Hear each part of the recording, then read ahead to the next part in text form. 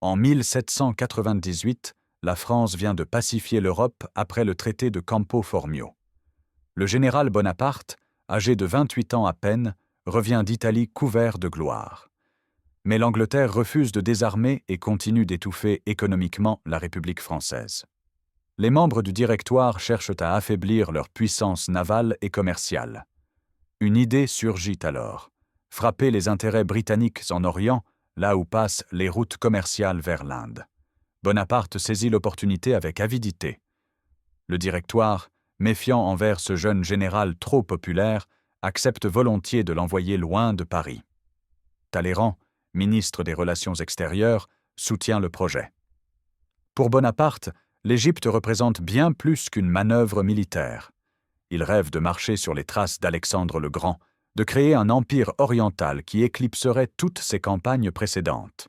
Le 5 mars 1798, Bonaparte remet au gouvernement une note détaillée. L'expédition ne sera pas seulement militaire. Il veut emmener des savants, des ingénieurs, des artistes. Cette dimension scientifique donnera à l'aventure une légitimité supplémentaire. La propagande commence déjà avant même le départ. Bonaparte se présente comme un libérateur qui apportera les Lumières en Orient. Le 19 mai 1798, une armada impressionnante quitte Toulon. Plus de 400 navires transportent 40 000 soldats et 10 000 marins. Bonaparte embarque sur l'Orient, le vaisseau amiral. À bord se trouvent également 167 savants de la Commission des sciences et des arts, mathématiciens, astronomes, architectes, naturalistes, médecins, dessinateurs, ingénieurs. Parmi eux, des noms prestigieux: Gaspard Monge, le mathématicien qui a recruté les savants en secret, Claude-Louis Berthollet, le chimiste, Étienne Geoffroy Saint-Hilaire, le naturaliste, Joseph Fourier, le mathématicien, Vivant Denon, l'antiquaire. Beaucoup ont entre 20 et 30 ans. Ils ignorent leur destination exacte. Le secret entoure l'expédition pour éviter que les Britanniques ne l'interceptent. La flotte britannique, commandée par l'amiral Nelson, patrouille justement en Méditerranée. Pendant toute la traversée, Bonaparte craint une rencontre fatale. Par chance ou par miracle, les navires français échappent aux Anglais. Le 9 juin, la flotte arrive devant Malte. Les chevaliers de l'ordre, dirigés par le grand maître Hompèche, résistent mollement. Le 10 juin à l'aube, les troupes françaises débarquent en plusieurs points. La capitulation intervient rapidement. Bonaparte laisse 3000 hommes sous les ordres du général Vaubois pour tenir l'île. La flotte repart le 19 juin vers l'Égypte. Les navires traversent la Méditerranée orientale. La chaleur accable les soldats entassés dans les cales. L'eau devient rare. Beaucoup souffrent du mal de mer. Bonaparte profite de la traversée pour s'entourer de savants et discuter avec eux. Il se fait expliquer les travaux de l'Institut de France. Il lit une traduction du Coran. Il veut comprendre le pays qu'il s'apprête à conquérir. Le 1er juillet 1798, la flotte arrive en vue d'Alexandrie. La ville, jadis prestigieuse capitale hellénistique, n'est plus que l'ombre d'elle-même. Les fortifications ottomanes semblent délabrées. Le débarquement commence immédiatement dans la baie du Marabout, à l'ouest de la ville. Les soldats se jettent à l'eau, leurs uniformes de laine trempés. Certains se noient sous le poids de leurs équipements. Bonaparte ordonne l'assaut immédiat. Il ne veut pas laisser aux défenseurs le temps de s'organiser. Les troupes françaises marchent sur la ville dans la nuit. L'aube les trouve devant les remparts. La garnison turque, faible et surprise, résiste mollement. Vers 9 heures du matin, Alexandrie tombe.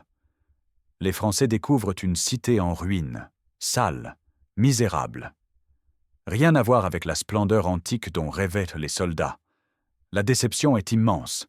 Les hommes espéraient trouver un jardin d'Éden. Ils trouvent du sable, de la poussière, une chaleur écrasante. Beaucoup n'ont plus d'eau. Bonaparte laisse une garnison à Alexandrie et se prépare à marcher sur le Caire. Il choisit le chemin le plus court, traverser le désert. Cette décision va transformer l'expédition en calvaire. Le 6 juillet, l'armée quitte Alexandrie. 3 divisions marchent le long du Nil en direction du sud. Les soldats portent des uniformes de laine conçus pour les hivers européens. Le soleil d'Égypte les transforme en fournaises ambulantes. Pas un arbre pour offrir de l'ombre. Les points d'eau sont rares et souvent pollués. Les hommes souffrent atrocement.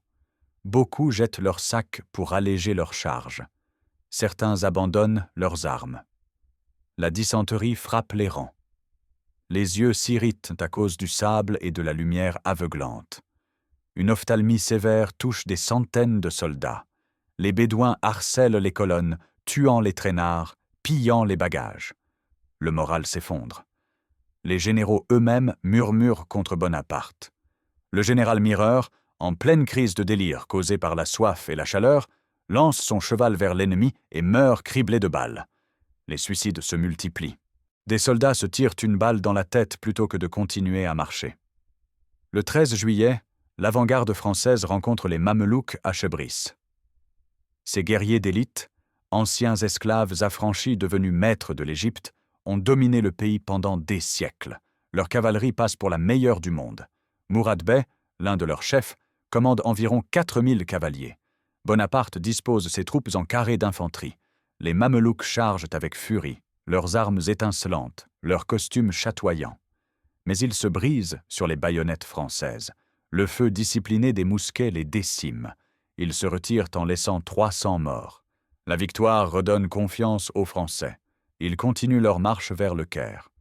Le 20 juillet, ils aperçoivent enfin les pyramides de Gizeh à l'horizon. Ces monuments colossaux, dernière merveille du monde antique encore debout, surgissent du désert. Les soldats épuisés retrouvent un peu d'énergie. Bonaparte, toujours soucieux de propagande, lance sa harangue célèbre.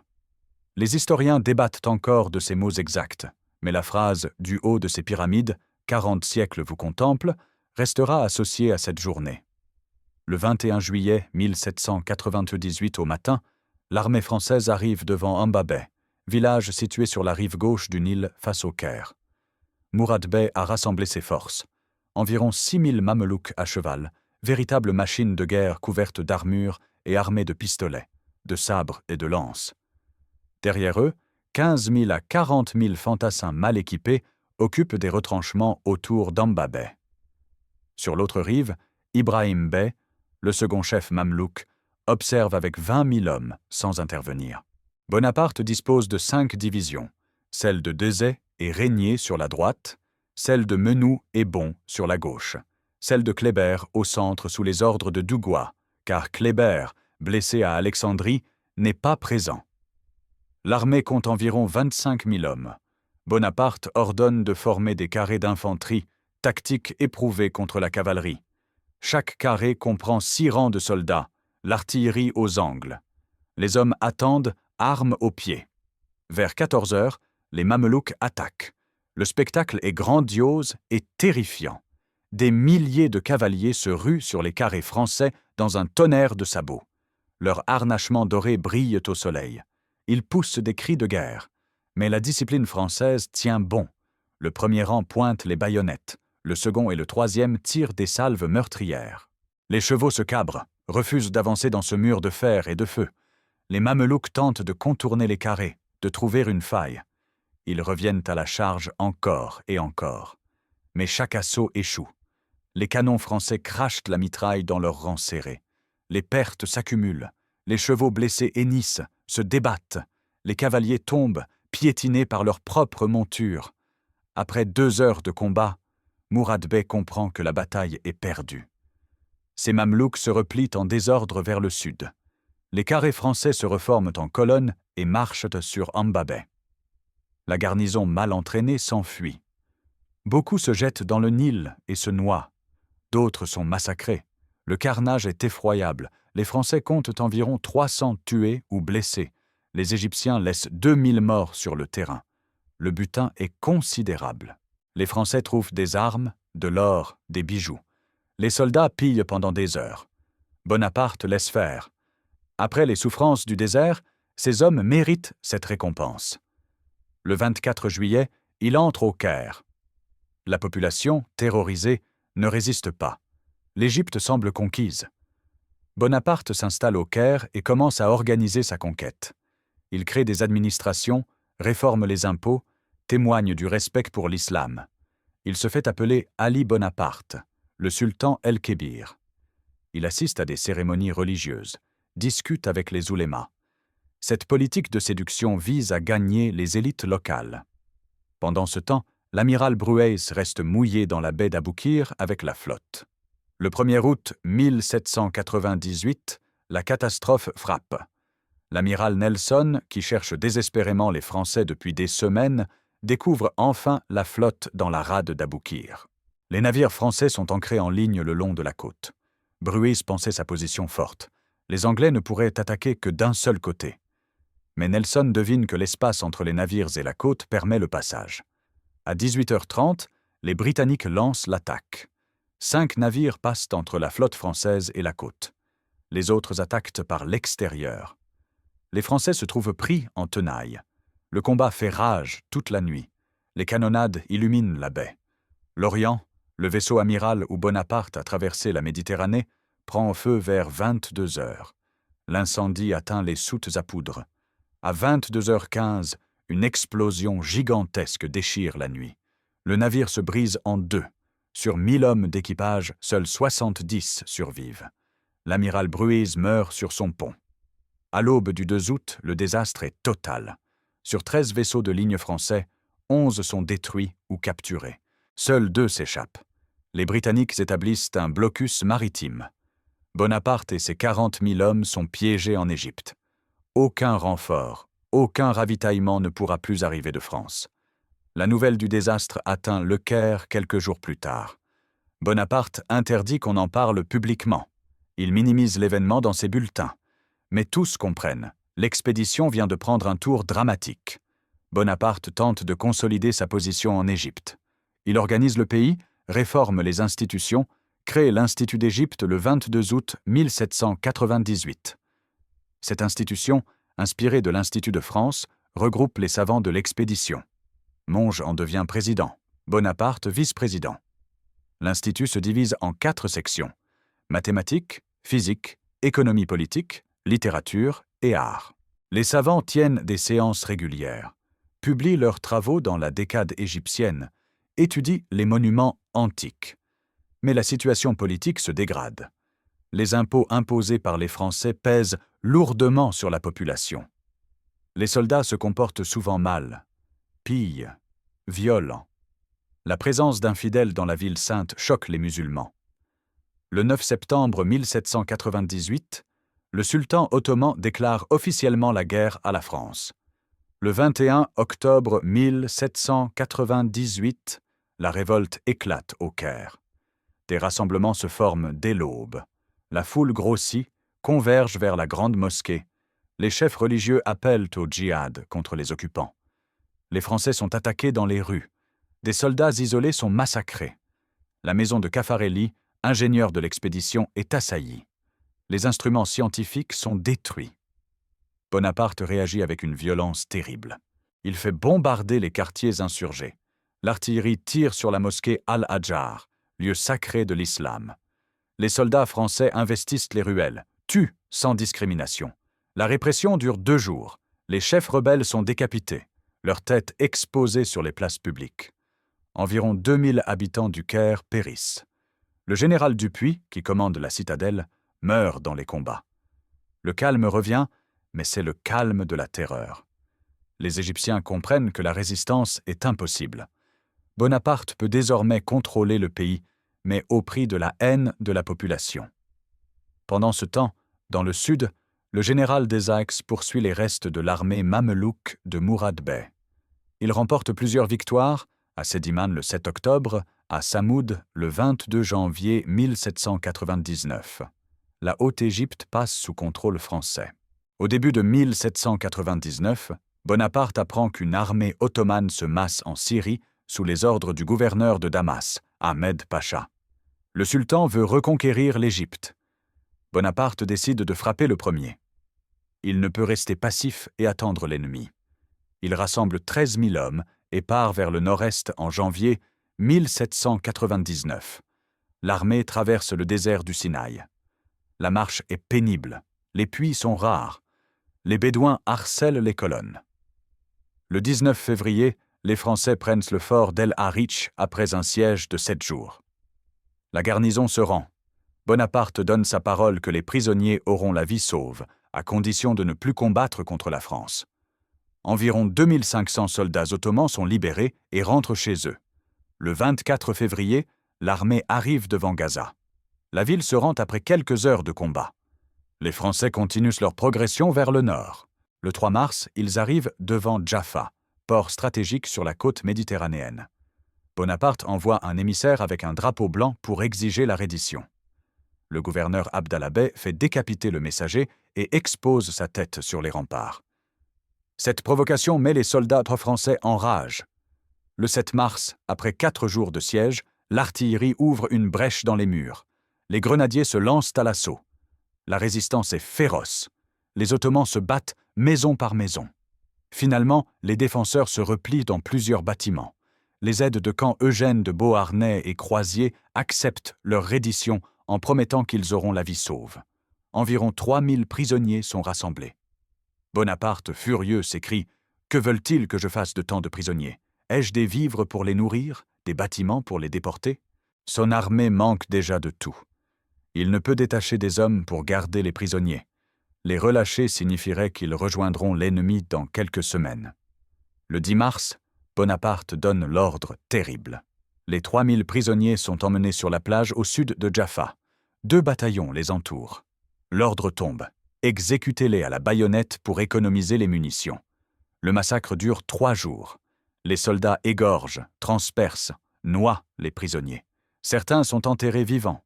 Le sable se gorge de sang. Les vagues charrient des cadavres. Ce crime de guerre hantera Bonaparte jusqu'à sa mort. Les Britanniques, quand ils l'apprendront, en feront un argument de propagande terrible contre lui. En France, sous la Restauration, l'épisode deviendra le symbole de sa cruauté. Bonaparte tentera de justifier son acte par la nécessité militaire. Il dira qu'un commandant doit parfois prendre des décisions atroces pour sauver ses soldats. Mais cette justification ne convaincra personne. Le massacre est suivi d'une autre catastrophe. Une épidémie de peste éclate dans l'armée française. La maladie se répand rapidement dans les hôpitaux de Jaffa. Les soldats meurent par centaines. Bonaparte visite les pestiférés le 11 mars pour montrer son courage et calmer les peurs. Il touche les bubons des malades, geste héroïque ou suicidaire selon les témoignages. Des années plus tard, le peintre Antoine-Jean Gros immortalisera cette scène dans un tableau de propagande commandé par l'empereur. Le 18 mars 1799, l'armée française arrive devant Saint-Jean-d'Acre. Cette ville fortifiée, construite par les croisés, passe pour imprenable. Elle est gouvernée par Ahmed al-Djezar, un pacha ottoman d'origine bosniaque réputé pour sa cruauté. Les Anglais soutiennent les défenseurs. L'amiral Sidney Smith croise au large avec sa flotte. Bonaparte dispose d'environ 9000 hommes valides. 1 millier sont morts ou blessés dans les combats précédents. 1 millier autres gisent malades dans les hôpitaux. 2000 gardent les villes conquises. L'armée manque de tout: vivres, munitions, équipements de siège. La flotte qui devait apporter l'artillerie lourde a été interceptée par les Anglais. Les canons français sont maintenant sur les remparts d'Acre, tournés contre les assiégeants. Le siège commence le 20 mars. Les Français creusent des tranchées, installent leurs batteries. Le 28 mars, 12 pièces de campagne ouvrent le feu sur une tour. À 15 heures, une brèche semble praticable. Les grenadiers s'élancent, mais ils découvrent un fossé de 15 pieds de large devant les murs. Quand ils descendent, l'artillerie de la place les mitraille. Ils doivent se retirer. L'assaut coûte 25 morts et 87 blessés. Les jours passent. Chaque nuit, la garnison reçoit des renforts par mer. Des bateaux arrivent de Chypre et de Tripoli, avec des hommes, des vivres, des munitions.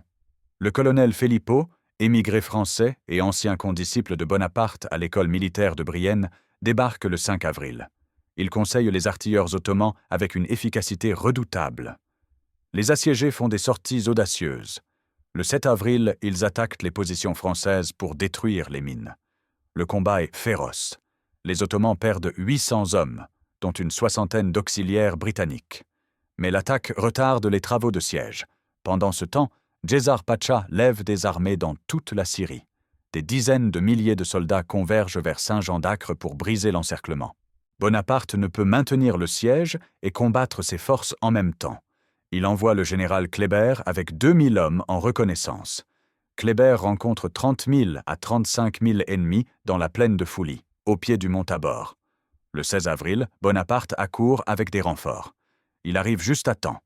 La division Kléber, encerclée par 25 000 cavaliers et 10 000 fantassins, est sur le point de succomber. Bonaparte lance une charge générale. Les Ottomans, surpris, se débandent. Murat, avec 1000 cavaliers, coupe leur retraite au pont sur le Jourdain. C'est un massacre.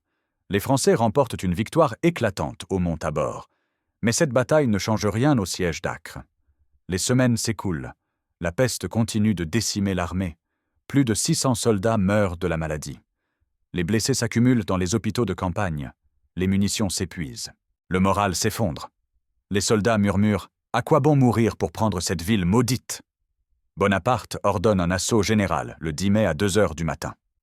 Les grenadiers des 75e et 19e demi-brigades montent à l'assaut. Ils égorgent les premiers postes, pénètrent dans la ville. Mais la garnison résiste avec acharnement. Un combat au corps à corps fait rage. Le soir, un nouvel assaut est tenté. Le général Bon est mortellement blessé. De nombreux officiers tombent. Bonaparte se résout enfin à lever le siège le 20 mai 1799. Il a échoué. Pendant 62 jours, ses soldats se sont battus avec acharnement. Ils ont lancé 8 assauts majeurs. Ils ont tenu tête à des armées de secours 20 fois supérieures. Mais ils n'ont pas pris la ville. L'échec devant Saint-Jean d'Acre marque un tournant. Bonaparte ne conquérera jamais Constantinople. Son rêve oriental s'écroule. La retraite commence dans des conditions épouvantables. L'armée compte plus de 2000 blessés. Beaucoup ne peuvent pas marcher. Bonaparte ordonne de fabriquer des civières, de réquisitionner tous les chevaux disponibles. Mais les moyens manquent. Les pestiférés posent un problème terrible. Ils contaminent leurs camarades. Leur présence ralentit la colonne. Le docteur Desgenette, médecin en chef de l'expédition, rapportera plus tard que Bonaparte lui suggéra d'administrer de l'opium aux malades incurables. Autrement dit, de les euthanasier pour ne pas les abandonner vivants à l'ennemi. Desgenette refuse catégoriquement. Bonaparte n'insiste pas. Mais des témoignages contradictoires circuleront sur ce qui s'est réellement passé. L'armée quitte Saint-Jean d'Acre le 21 mai. La marche est un calvaire. Les blessés gémissent sur leurs civières. Les pestiférés délirent. La chaleur accable les soldats. Les Ottomans harcèlent l'arrière-garde. Le 27 mai, la colonne arrive à Jaffa. Les hôpitaux regorgent de malades. Beaucoup doivent être abandonnés. Bonaparte visite une dernière fois les pestiférés. Le 29 mai, l'armée reprend sa marche vers l'Égypte. Elle traverse le désert du Sinaï. Les soldats portent leurs camarades blessés. Certains s'écroulent d'épuisement et meurent.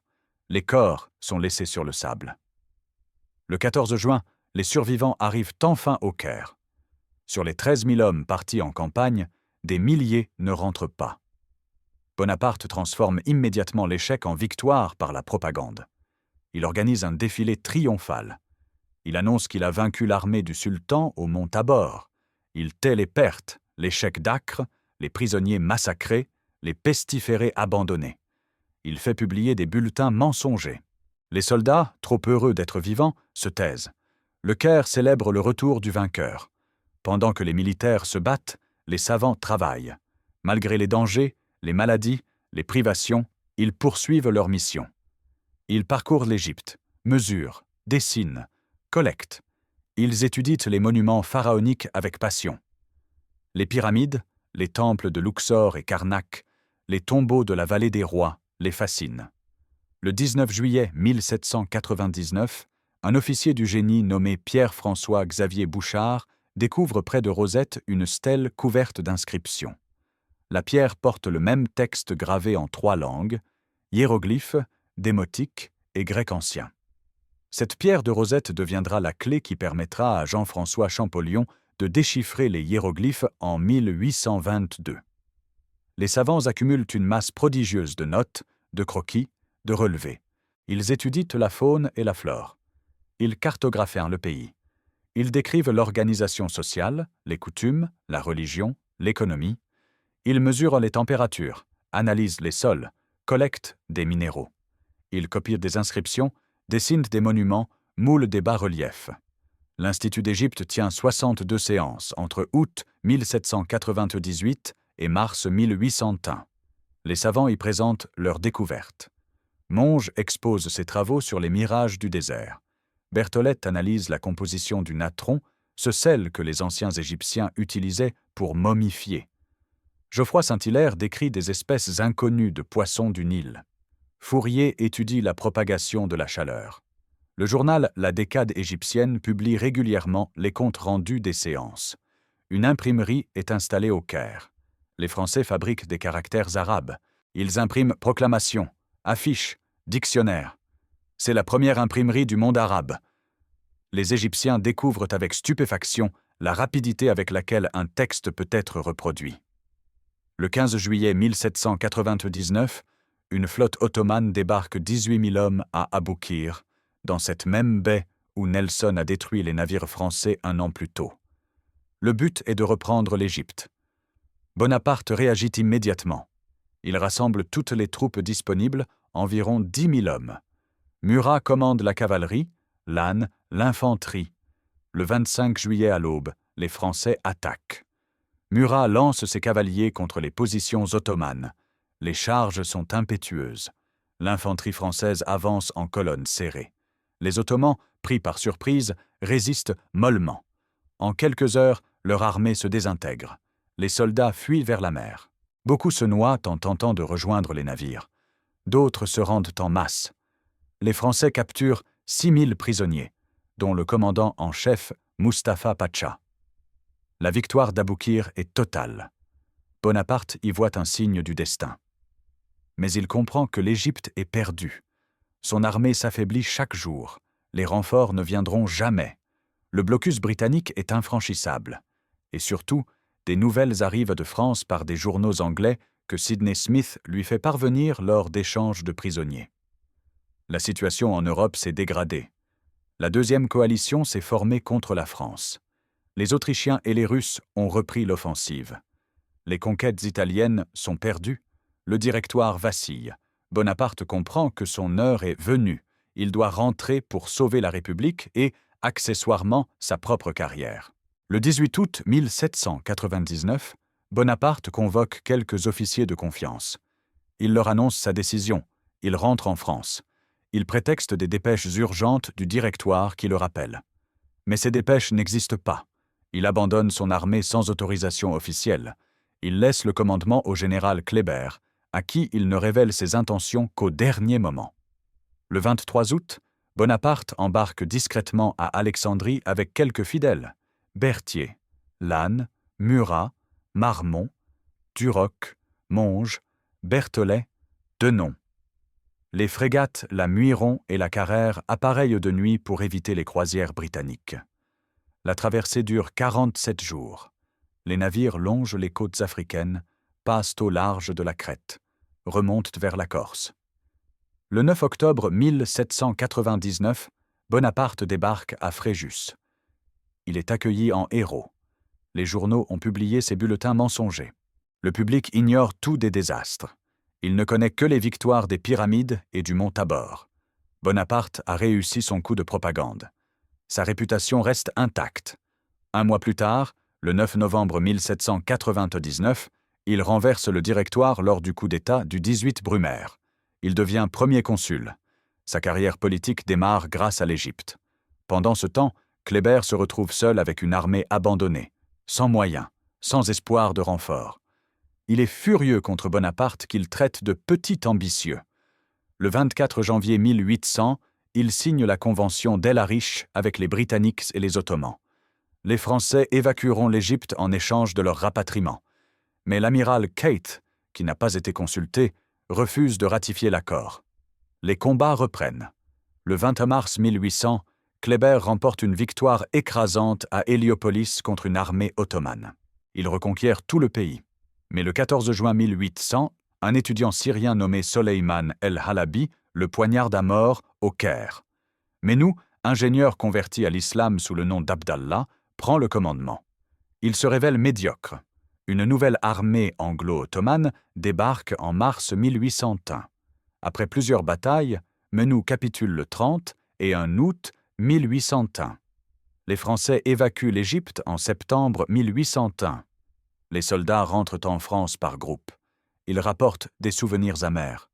Sur les 40 000 hommes partis en 1798, environ 25 000 périssent de maladies, au combat ou noyés lors du naufrage de l'Orient. Les survivants ont vu des horreurs, la chaleur du désert, la peste, les massacres, l'échec. Mais l'expédition n'a pas été vaine pour la science. Les savants rentrent avec une documentation colossale. Malgré les difficultés, ils ont pu sauver leurs notes et une grande partie de leur collection. Seule la pierre de Rosette est saisie par les Britanniques. Elle finit au British Museum, où elle se trouve encore aujourd'hui. Le gouvernement français décide de publier tous les travaux. Le projet prend une ampleur gigantesque. Il faut organiser, compiler, rédiger, illustrer des milliers de pages. En 1802, une commission est créée pour superviser l'ouvrage. Edme François Jomard en devient le directeur. Il mobilise des dizaines de graveurs, de dessinateurs, de rédacteurs. La description de l'Égypte paraît entre 1809 et 1828. L'ouvrage compte 23 volumes, 10 volumes de planches et 13 volumes de texte. Les planches, au format de 1 mètre sur 0,8 mètres, sont d'une qualité exceptionnelle. Elles représentent les monuments antiques avec une précision jamais vue. Les volumes de texte décrivent la géographie, l'histoire naturelle, l'économie, l'histoire ancienne et moderne de l'Égypte. Cette publication révolutionne la connaissance de l'Égypte en Europe. Elle déclenche l'égyptomanie qui marquera tout le XIXe siècle. Les artistes, les écrivains, les architectes s'inspirent des formes égyptiennes. Les musées se créent pour accueillir les antiquités rapportées. L'égyptologie naît comme science. Le déchiffrement des hiéroglyphes par Champollion en 1822 ouvre l'accès direct aux textes anciens. Sur le plan politique, l'expédition a des conséquences durables pour l'Égypte. Les Ottomans reprennent le contrôle du pays. Mais un officier albanais nommé Mohamed Ali profite du chaos pour s'emparer du pouvoir en 1805. Il modernise l'Égypte en s'inspirant des méthodes françaises. Il crée une armée moderne, développe l'industrie, réforme l'administration. Il massacre les Mamelouks en 1811 pour éliminer définitivement leur pouvoir. L'Égypte s'ouvre progressivement à l'influence européenne. Les consuls français et britanniques se disputent l'influence au Caire.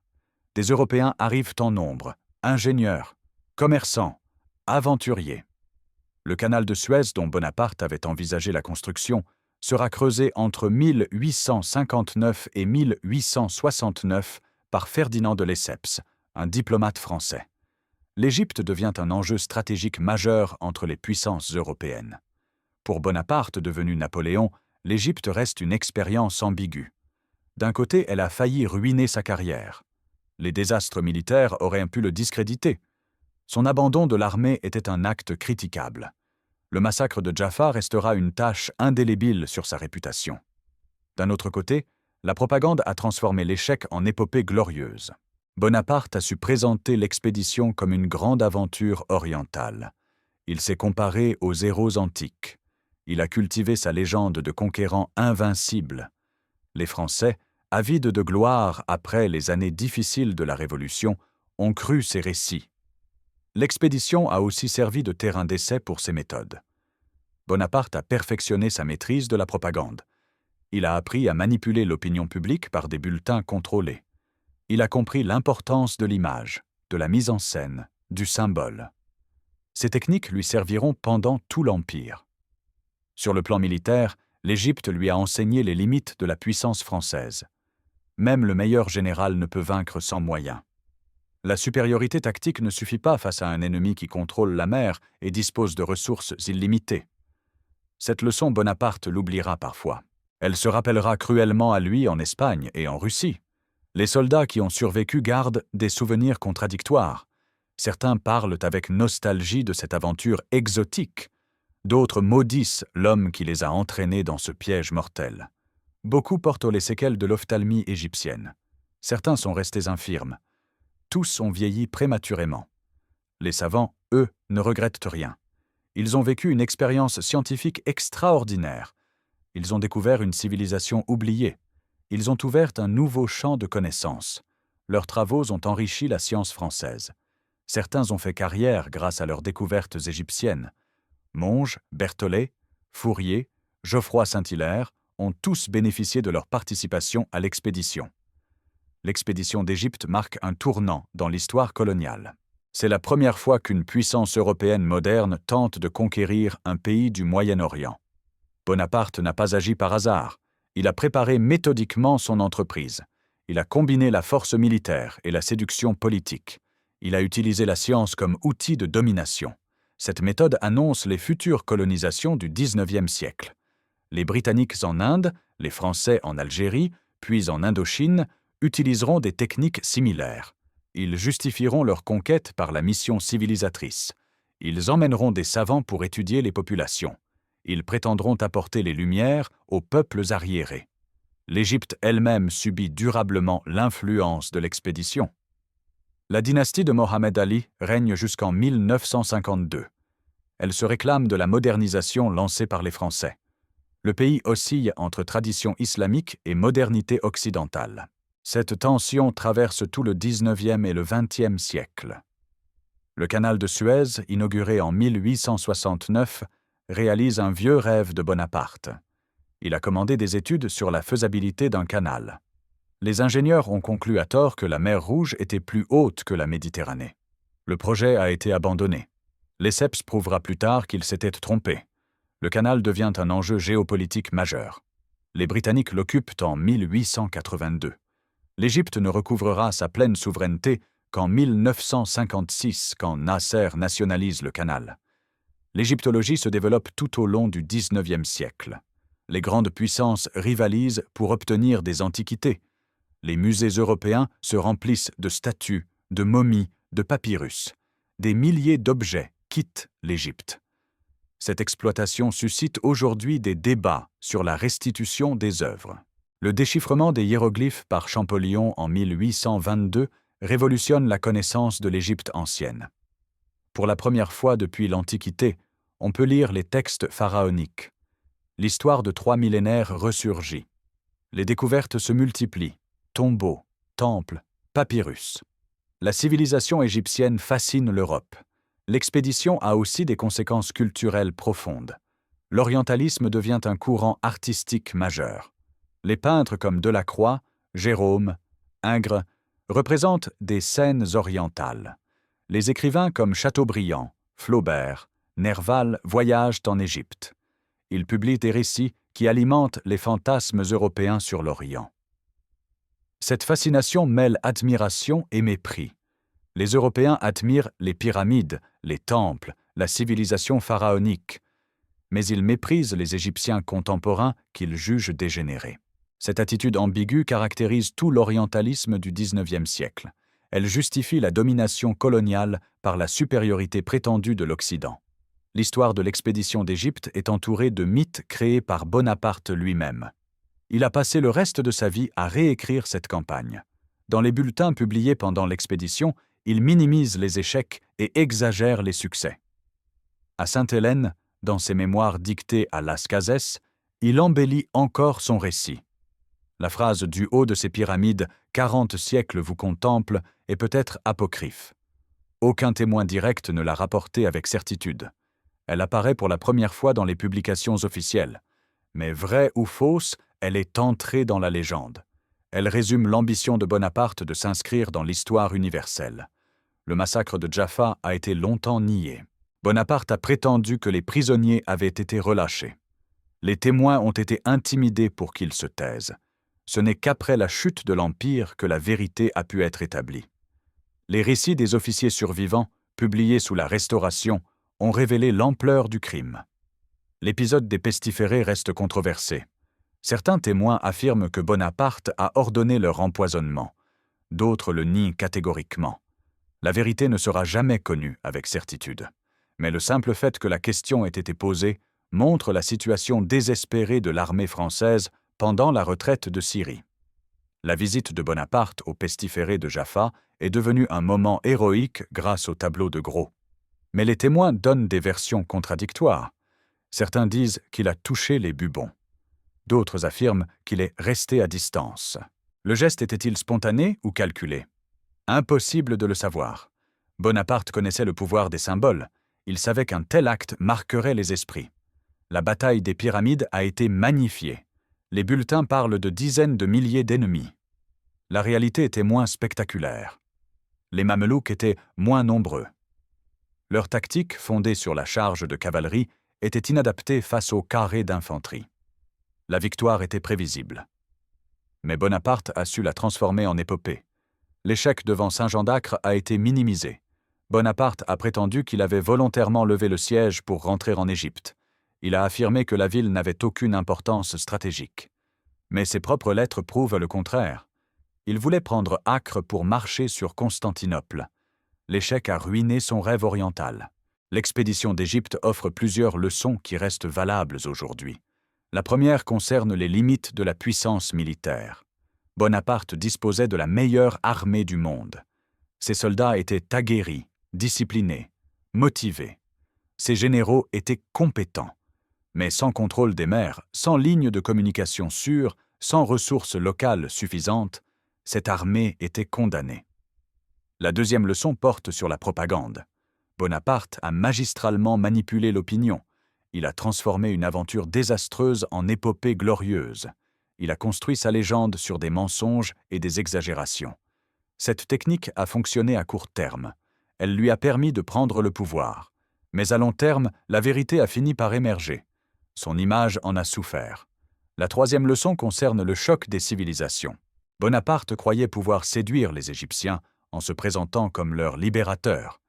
Il pensait que les idées des Lumières seraient universellement acceptées. Il s'est trompé. Les Égyptiens voyaient en lui un envahisseur infidèle. Ses tentatives de respecter l'islam sonnaient faux.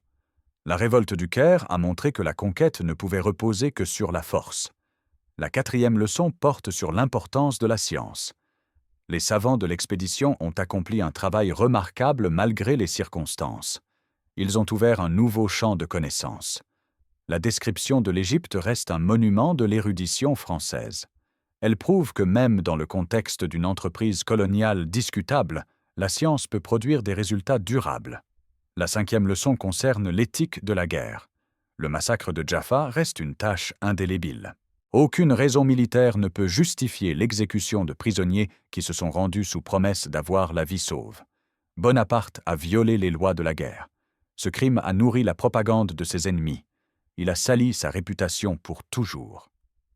L'histoire de l'expédition d'Égypte se termine vraiment en septembre 1801, quand les derniers soldats français quittent Alexandrie. Ils embarquent sur des navires britanniques qui les ramènent en France. Certains ont passé 3 ans en Égypte, ils ont vu des merveilles et des horreurs. Ils rentrent vieillis, souvent malades, parfois mutilés. En France, Bonaparte est devenu le maître absolu. Le consulat a stabilisé le pays. La paix de Lunéville avec l'Autriche en 1801 consacre les conquêtes révolutionnaires. La paix d'Amiens avec l'Angleterre en 1802 met fin provisoirement aux guerres. Bonaparte peut se consacrer à l'organisation intérieure. Il crée le Concordat, le Code civil, les lycées, la Légion d'honneur. L'Égypte devient un souvenir. Bonaparte évoque parfois cette période avec nostalgie. Il parle des pyramides, du Nil, de la mystérieuse civilisation des pharaons. Mais il ne retournera jamais là-bas. Son destin se joue désormais en Europe. Les guerres de l'Empire vont durer 10 ans encore. Elles se termineront à Waterloo en 1815. Les savants, eux, continuent leur travail.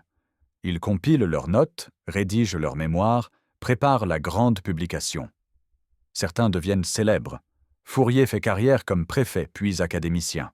Geoffroy Saint-Hilaire enseigne au Muséum. Berthollet dirige des laboratoires. Monge devient sénateur. Denon devient directeur du musée du Louvre. Les soldats survivants reprennent une vie normale. Certains restent dans l'armée et participent aux campagnes impériales. Ils se battront à Austerlitz, à Iéna, à Wagram, à Moscou, à Waterloo. D'autres quittent le service et rentrent dans leur village. Ils racontent leur expérience égyptienne dans les veillées. Leurs récits deviennent légendaires. L'Égypte elle-même reprend son cours. Mohamed Ali construit son pouvoir. Il crée une administration moderne, développe l'agriculture du coton, modernise l'armée. Il conquiert le Soudan, envahit la Syrie, menace Constantinople. Il s'émancipe progressivement de la tutelle ottomane. L'Égypte devient une puissance régionale. les Antiquités continuent d'attirer les Européens. Drovetti, consul de France, et Salt, consul d'Angleterre, se livrent une guerre pour acquérir des objets. Ils emploient des dizaines d'ouvriers pour fouiller les sites. Des milliers de pièces quittent l'Égypte. Champollion viendra en 1828 pour vérifier sur place son déchiffrement des hiéroglyphes. Aujourd'hui, plus de 2 siècles après l'expédition, quel bilan peut-on dresser? Sur le plan militaire, l'aventure fut un échec. La France n'a rien gagné. Elle a perdu une armée, une flotte, des millions en or. Elle n'a établi aucune position durable en Orient. L'Angleterre a renforcé sa domination en Méditerranée. Sur le plan scientifique, l'expédition fut un triomphe. La description de l'Égypte reste une œuvre monumentale. Elle a fondé l'égyptologie comme discipline scientifique. Elle a révélé au monde la splendeur de la civilisation pharaonique. Elle a inspiré des générations de chercheurs. Les savants qui ont participé à l'expédition ont tous fait carrière grâce à cette expérience.